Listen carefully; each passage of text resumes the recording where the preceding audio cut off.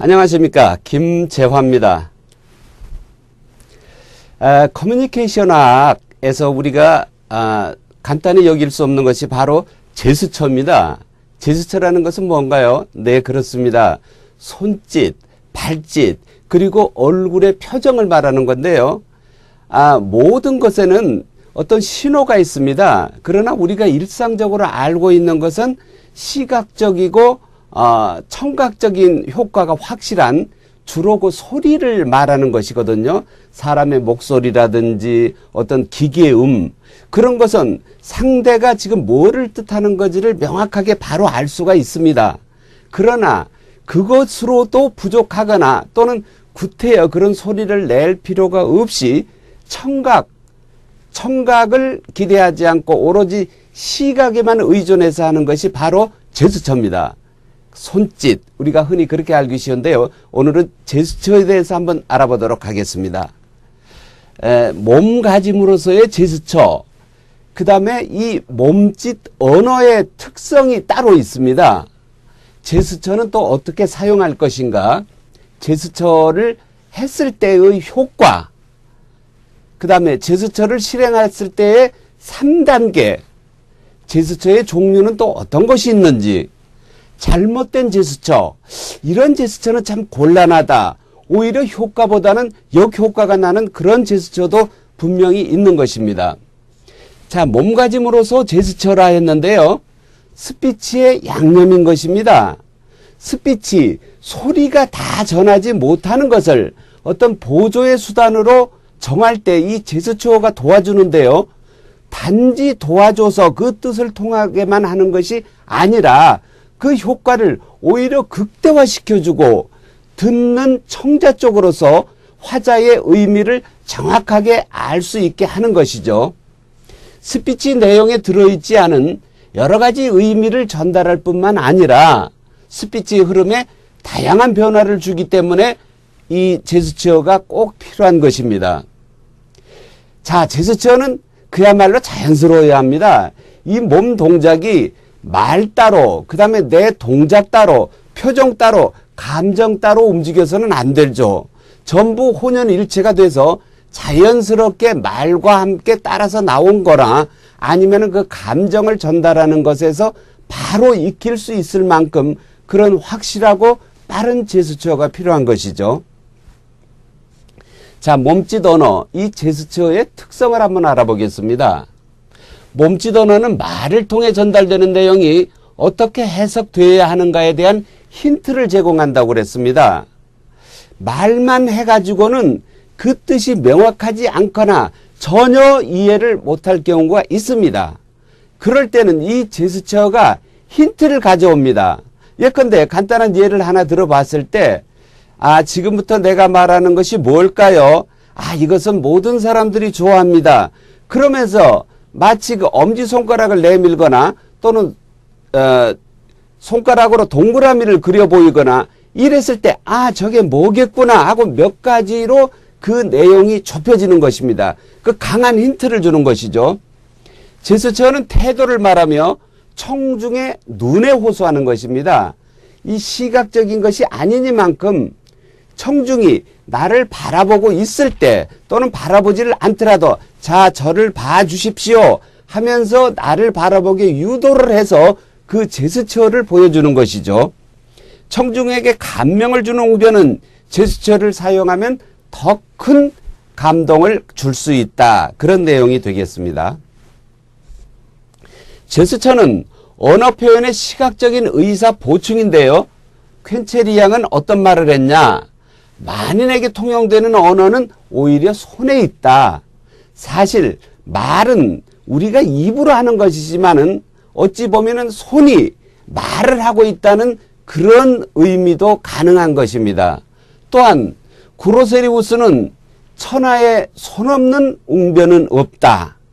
아무리 말을 잘해도 손이 보조를 해주는 또는 손이 강조를 해주는, 손이 쉽게 설명을 해주는 것이 있어야만 가능하지, 그러지 않고 뻣뻣한 목소리로서만 표현하는 그런 웅변은 존재하지 않는다는 어떤 제스처의 효과에 대한 극단적인 설명을 한 것입니다. 제스처의 사용은 그러면 어떻게 할 것이냐? 뭐 당연히 자연스러워야 하죠. 억지 제스처, 뭐 갑자기 주먹질을 한다거나 세계 누구를 이렇게 향하게 한다거나 이랬을 때는 올바른 커뮤니케이션 행위라기보다는 상대로 하여금 깜짝 놀라게 하거나 또는 상대를 비하하거나 상대를 화나게 하는 그런 제스처, 그런 손짓이 되고 많은 경우가 있죠. 그래서 어디까지나 부드럽고 자연스러워야 합니다. 말을 앞서서는 되지가 않죠. 저도 지금 여러분에게 이 강의를 하면서 가벼운 제스처를 계속 쓰고 있습니다만은 이것은 제 말을 하는 데에 조그만 도움을 주는 것이지 이 말보다 더 큰 효과가 이 제스처에서 나온다고 할 수는 없으니만큼 이것은 어디까지나 제한적이고 자연스러움을 갖춰야 하는 것입니다. 둘째, 대담하고 웅장해야 한다. 자, 그렇다 그러면 너무 소극적인 제스처는 무슨 뜻인가 알 수가 없습니다. 이쪽에서 강한 의지와 신념을 내보일 때는 불끈 주먹을 쥐면서 제 생각은 이렇습니다. 확고부동합니다. 저는 이번 일로 끝까지 갑니다. 저의 온 명예를 다 걸겠습니다. 이런 식으로 담대하고 웅장한 어떤 손짓이 나와야 하는 것입니다. 그것은 앞서 말한 대로 요란을 떠는 거하고는 분명히 구분이 되는 것이죠. 자, 눈은 언제나 손의 방향에 따라야 한다 했는데, 자, 저기를 보십시오. 이런 제스처를 지금 제가 한번 해보였습니다. 이거는 대단히 부자연스럽습니다. 화자의 말하는 사람의 입과 눈이 사실상 이 손짓을 하는 제스처는 꼭 손짓만으로 이루어지는 것은 아닙니다. 고개를 끄덕이기도 하고 발을 쿵쿵 차기도 하고 그 다음에 온몸을 꼬거나 비틀기도 할 수 있습니다. 그럴 때 주된 제스처는 손이 따라서 하는데요. 이 손이 어떤 모양을 쥐고 있는지 화자가, 커뮤니케이터가 분명히 자기 손을 자기가 보면서 그 제스처 크기나 모양을 제어할 줄 알아야 되는 것입니다. 다섯째, 꼭 필요할 때만 사용해야 한다고 했습니다. 제스처를 남발하는 사람들이 있습니다. 무대 위에서 어떤 말을 할 때 두 손, 두 다리, 이 모든 것이 마치 부족한 양 온몸을 흔들면서 춤을 추듯이 말하는 경우가 있는데요. 뭐 그렇게 말할 경우가 없지 않아 있긴 하겠죠. 그러나 대부분의 우리가 뜻을 전달하고자 하는 어떤 평범한 대화에서나 또는 일반적인 연설에서는 그렇게 요란한 그야말로 복잡해서 지금 뭐를 말하고 있는지 마치 경매사의 암호 같은 어떤 손짓은 아닌지 그렇게 복잡하고 어렵고 너무 지극히 요란한 제스처는 피해야 하는 것이죠. 또한 제스처는 꼭 필요할 때만 하는 것이지 이 역시 남발해서는 안 된다는 것이죠. 자, 여섯 번째로 똑같은 제스처는 2번 이상 쓰지 않아야 한다고 했습니다. 같은 제스처가 말도 그렇고요. 어떤 표현하는 것이 같은 것이 반복이 되면은 상대가 듣는 청자가 싫어집니다. 그리고 지루해집니다. 그리고 심지어는 불쾌해지기까지 합니다. 내가 못 들었다고 계속 저런 말을 하나? 나를 향해서 계속 찌르듯이 손짓을 이렇게 해대는데 나는 아까 이해를 했는데 왜 저렇게 반복적인 것을 나한테 계속 보내올까 하는 의구심을 갖게 되고 앞서 말한 대로 심지어는 불쾌해지기까지 하기 때문에 가급적이면은 제스처를 똑같은 동작을 반복하지 남발하지는 않아야 합니다. 자, 7번째, 연단을 치거나 발을 구르지 않아야 한다고 했습니다. 대부분의 연설에서는 그 화자, 말하는 사람의 앞에 연단이 마련되어 있기 마련입니다.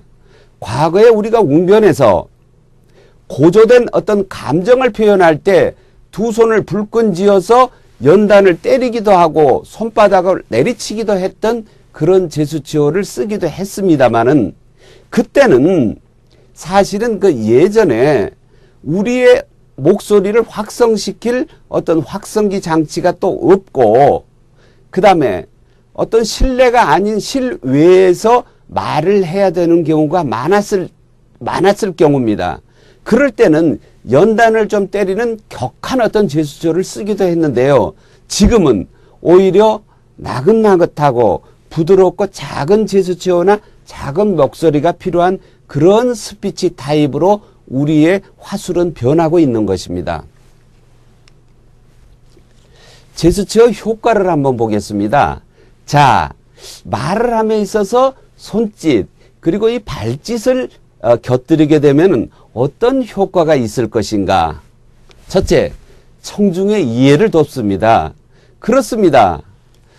저쪽에 하면서 손가락을 멀리 이렇게 했을 때, 아, 그쪽은 참 먼 곳이구나.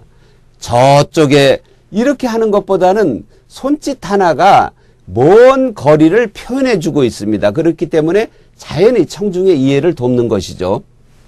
자, 그 다음에 화자의 말하는 사람의 어떤 제스처는 청중을 하여금 호기심을 불러일으켜서 청중의 시선을 집중시켜 정신을 가다듬게 합니다. 그렇습니다. 갑자기 손가락 하나를 내밀면서 이게 뭔지 아십니까? 라는 그런 호기심 어린 어떤 제스처를 선택했을 때 듣는 청중들은 아, 저 손가락이 지금 저 사람이 말하고자 하는 뭔 특별한 재미있는 것이 숨어 있다. 뭔가 궁금한데 이런 식으로 하여금 호기심을 갖게 하고 그것이 곧 시선을 집중시켜서 듣는 사람 한 사람뿐만 아니라 많은 청중들이 정신을 꾹 가다듬고 끝까지 한번 들어보자 라는 그런 마음을 갖게 하는 것이죠. 셋째, 연사가 실증이 나지 않고 힘이 솟는다 했습니다. 그렇습니다. 이 작은 손짓 하나가 연사로 하여금 긴 말을 하게 될 때 자기의 흐름을 좀 편안하게 도와주기도 합니다. 그런가 하면 자기 스스로 어떤 가슴을 치거나 또는 어깨를 이렇게 두들기면서 이렇게 말을 했을 때 어떤 긴장감도 또한 상당히 상쇄를 시킬 수가 있습니다. 그렇기 때문에 연사 자신의 몸 컨디션을 위해서도 제스처는 꼭 필요한 것입니다. 자, 자신감이 생긴다고 했습니다. 그렇습니다. 우리가 어떤 말을 할 때 그 말에 대해서 확신을 갖게 되면은 나도 모르는 사이에 주먹을 불끈 쥐게 되거나 몸이 앞으로 이렇게 쏠리게 되는 경우가 있습니다. 그것은 말하는 사람이 지금 올바른 얘기를 잘 전달하고 있고 듣는 사람이 내 말에 잘 이해를 하고 지금 설득을 당하고 있구나 라는 어떤 자신감이 불러와지는 것입니다. 그렇기 때문에 연사는 어떤 제스처를 씀으로써 자기 스스로에게 자신감을 또 가질 수도 있는 것입니다. 그 비슷한 얘기로 불안감이 사라집니다. 말로 채 못하는 것은 그거 있잖아 그거 하면서 우리가 손짓을 가볍게 한다거나 사실상 아니라는 거절의 표시를 할 때 손을 이렇게 흔든다거나 그렇다고 할 때 고개를 끄덕여 주면은 이것이 오히려 말에서 나오는 자연스럽지 못하고 지금 피곤하고 긴장되고 하는 불안한 이런 마음들이 그거를 대신해서 제스처를 한다거나 또 제스처를 일부분만 곁들인다고 해도 상당 부분 불안감이 해소되는 것이죠. 자, 다음으로 신념을 보여줄 수 있다고 했습니다. 이거 아주 중요한 얘기입니다. 어떤 말을 했을 때 말하는 사람의 굳은 신념이 그 안에 분명히 들어있어야 합니다. 자, 그런데 목소리는 우렁차게 하고 큰 목소리로 하면서 상대방에게 정확한 발음으로 들려줬다고 해도 그것이 내가 두 손을 불끈 쥐어서 꼭 이번 일을 성사시킵시다. 제가 앞장서겠습니다. 이런 단호한 의지를 보였을 때 아, 말하는 사람 저 사람이 분명히 이것에 대한 굳은 신념이 있구나 하면서 듣는 사람은 그로하여금 그 신뢰감을 갖게 되고 그 사람의 신념에 대해서 무한한 호기심과 관심을 계속 지닐 수가 있는 것입니다. 다음 보겠습니다. 제스처에 3단계가 있습니다. 제스처가 바로 이렇게 튀어나오는 것이 아니고 3가지의 어떤 절차를 거쳐서 나옵니다. 처음에는 당연히 준비겠죠. 그 다음에 완성, 실행입니다. 그 다음에 복귀입니다. 우리 손은 원래 이렇게 향하고 있지 않습니다. 일반적인 내 손은 말을 할 때나 말을 들을 때나 대개 자기의 배 쪽에 와 있거나 옆 재봉선에 자연스럽게 늘어뜨려져 있습니다. 이 손을 가지고 제스처를 내가 활용을 했기 때문에 마지막에는 처음 있었던 장소로 되가져오는 그런 복귀의 단계가 필요한 것입니다. 첫째, 태도의 완성을 위한 뒷받침이 되는 것이 준비라고 했습니다. 준비라는 것은 그렇다. 내가 이 지점에서 저 사람들이 내 말을 듣는 사람들이 좀 깜짝 놀라야 하기 때문에 내가 손을 앞으로 꾹 좀 내밀어서 여기를 좀 봐주십시오 하고 좀 소리를 좀 다소 큰 목소리로 해야 되겠다라는 자기의 그 마음가짐, 태도가 있을 때 그 완성을 위한 뒷받침으로 어떤 제스처를 쓸 것인가 하는 마음속에 준비가 따르는 것입니다. 자, 둘째는 언제나 태도를 사용할 때 웅변 내용에 가장 중요하고 강조해야 할 곳에 가서 어김없이 표현이 돼야 된다. 준비된 제스처가 언제 나와야 하느냐? 그렇습니다. 내가 전하고자 하는 이 커뮤니케이션의 주된 내 테마가 상대에게 잘 전달해야 되고 상대가 잘 못 알아듣거나 어려워하고 있다. 그럴 부분에는 이 두 손 또는 표정까지 얼굴 근육까지를 다 동원해서 제스처를 만들어서 효과적으로 이해를 시킬 수 있어야 하는 것입니다. 그것이 완성이자 실행인 것이죠. 자, 제스처가 끝났습니다. 이미 준비동을 거쳐서 완성된 태도가 복귀되는 것을 말하는 것은 앞서 얘기한 세 번째 단계 복귀의 단계에 들어온 것입니다. 손을 향했다. 발을 좀 앞으로 내밀었다. 또는 몸을 뒤로 뺐다. 이런 제스처가 수반돼 가지고 말을 완성을 했으면은 이전처럼 처음 단계로 지금은 손을 쓰고 발을 썼고 그 다음에 얼굴 표정을 좀 특별하게 지었기 때문에 지금 몸이 편치 못한 상태입니다. 그렇기 때문에 내 몸을 원래대로 가져와야 합니다. 복귀한 손은 다음 태도를 위하여 항상 본위치로 돌아가는 것이 복귀라고 했습니다. 그렇습니다. 제스처는 아무리 짧은 말을 할 때도 여러 차례 등장할 수가 있고요. 긴 말을 하게 될 때는 당연히 수차례 제스처가 나오게 되는데 한 번 사용했던 제스처가 재복귀가 되지 않고 불안스럽게 허공에 있거나 또는 다른 엉뚱한 다소 부자연스러운 동작을 취하고 있다가 다음 제스처를 취하려고 할 때는 이 새롭게 만드는 제스처가 대단히 부자연스럽게 만들어지고 맙니다. 그렇기 때문에 이 복귀의 과정은 처음으로 되돌아와서 다시금 온몸을 편안한 상태로 유지되는 그런 처음에 연단에 등장했을 때 자세를 갖추는 것입니다. 자, 기본 제스처 종류 중에 맨 처음에 기본으로 등장하는 것이 두 발을 어깨 넓이로 벌리고 체중을 양발에 균등히 준 상태에서 허리와 어깨를 곧게 펴고 머리를 똑바로 든다 했습니다. 이것은 누구나 어떤 내용의 연설이건 말하는 사람이 어떤 사람이건 가장 일반적으로 가져야 될 연단에서의 제스처 직전에 사실상 제스처 직전입니다. 기본 몸가짐인 것이죠. 두 발을 지금 제가 간단히 해보겠습니다. 어깨 넓이로 지금 이 아래 벌렸습니다. 두 손은 가지런히 양쪽에 놓고 어깨는 다소 펴고 그 고개를 위로 치켜드는 것보다는 중간에서 약간 아래를 본다는 느낌을 가지면은 이것이 가장 최초의 몸가짐, 본격적인 제스처가 등장하기 전 단계인 것입니다. 자, 몸에 너무 힘을 준다거나 오래 유지하려고 하면 오히려 청중하게 불편함을 줄 수 있다. 그렇습니다. 이제 지금 저 화자가 저 말하는 사람이 무슨 얘기를 하려는지 내가 내용 파악이 됐는데 계속 주먹을 불끈 쥐고 있다거나 또는 온몸에 경직이 될 정도의 힘이 이렇게 가해져 있으면은 본인, 스피커는 물론이고 말을 듣는 사람들로 하여금 긴장을 하게 되고 부자연스럽고 오히려 지루해지고 맙니다. 바로 그 점을 설명한 것이고요. 팔과 손은 대화를 할 때처럼 팔이 스스로 움직일 수 있게 내버려 두고 팔의 이동이 어렵도록 꽉 붙들어 매는 자세는 좋지 않다. 자, 팔이라는 것이 어떤 제어를 받지는 않습니다. 그런데 자칫 자기의 마음으로 팔을 꽁꽁 묶어버리는 경우가 있습니다. 이럴 때는 이상하게 내 몸의 일부분인 팔이 내 스스로 묶여가지고 잘 움직여지지를 않습니다.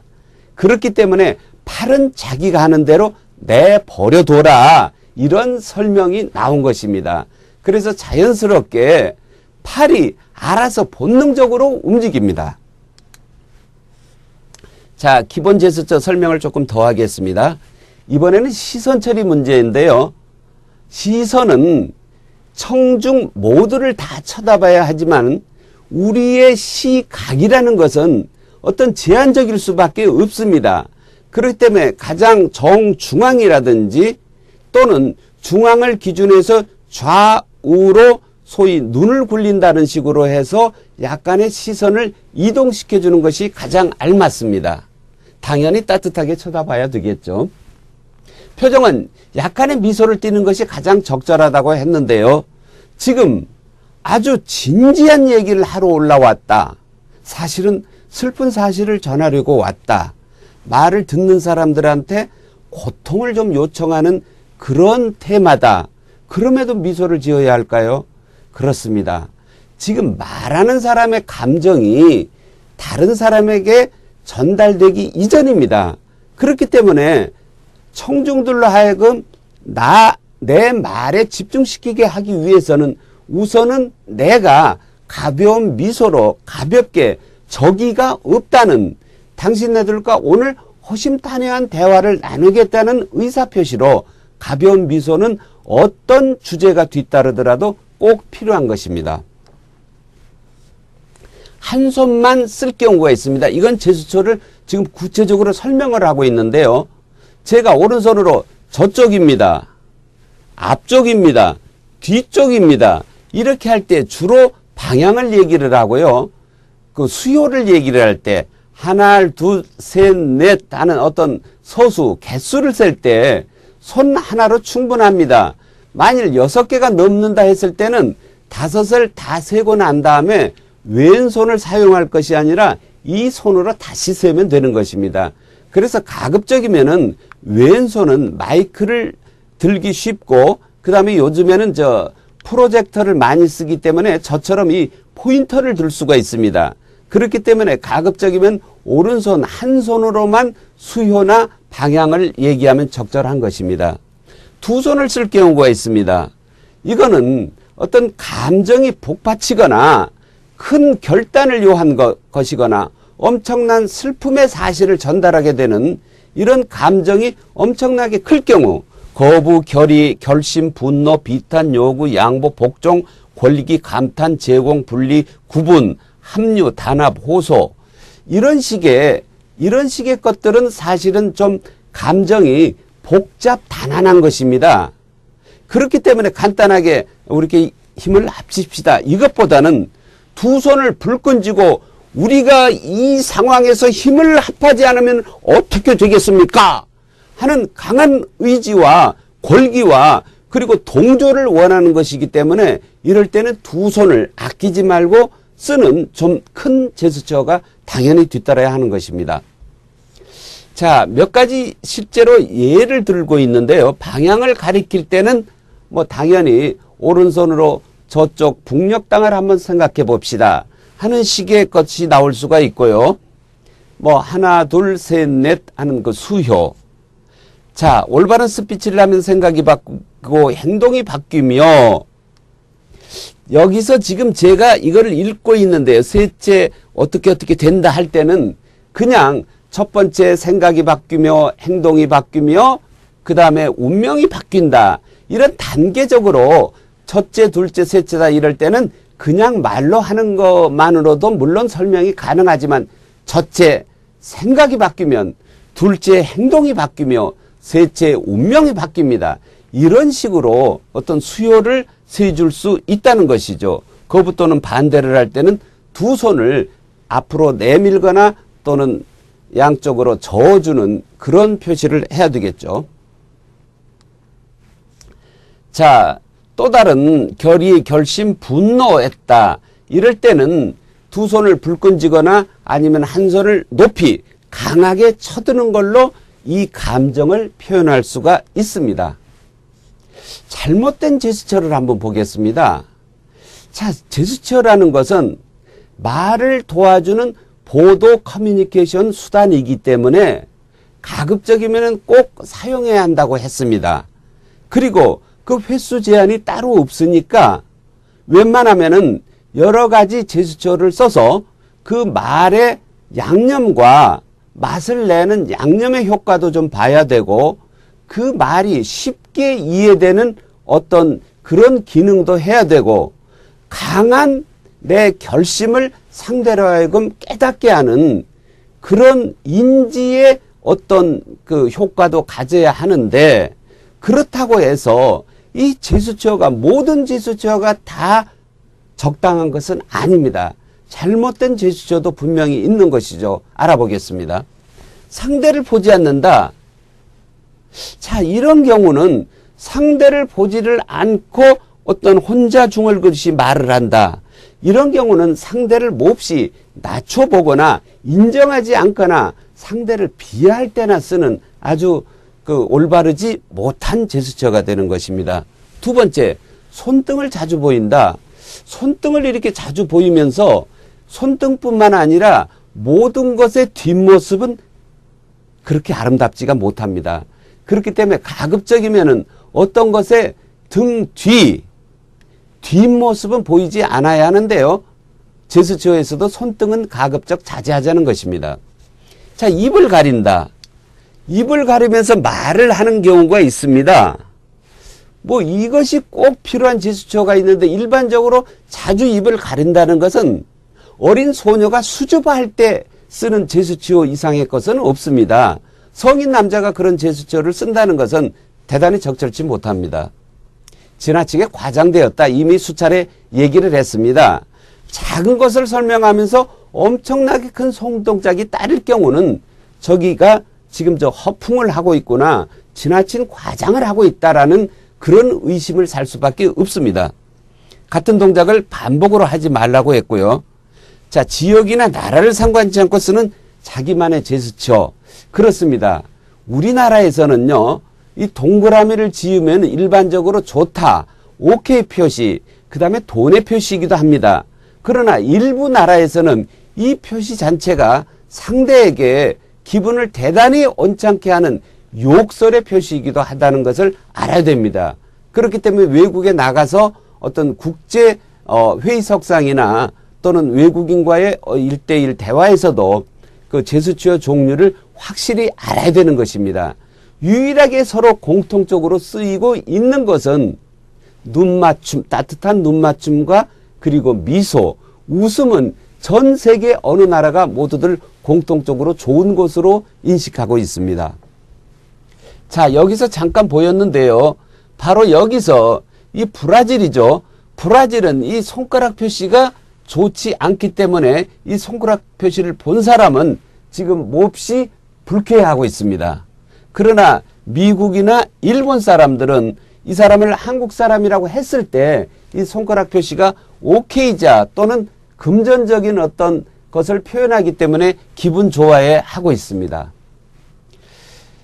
자, 오늘 말을 도와주는 또 하나의 기가 막힌 도구, 말보다 더한 표현을 하는 어떤 언어의 기능을 하는 것, 제스처에 대해서 알아봤는데요. 이 제스처라는 것은 적절히 사용하면 말이 한층 멋있어집니다. 자, 제 말씀 잘 들으셨습니까? 오늘은 여기서 마치겠습니다. 감사합니다.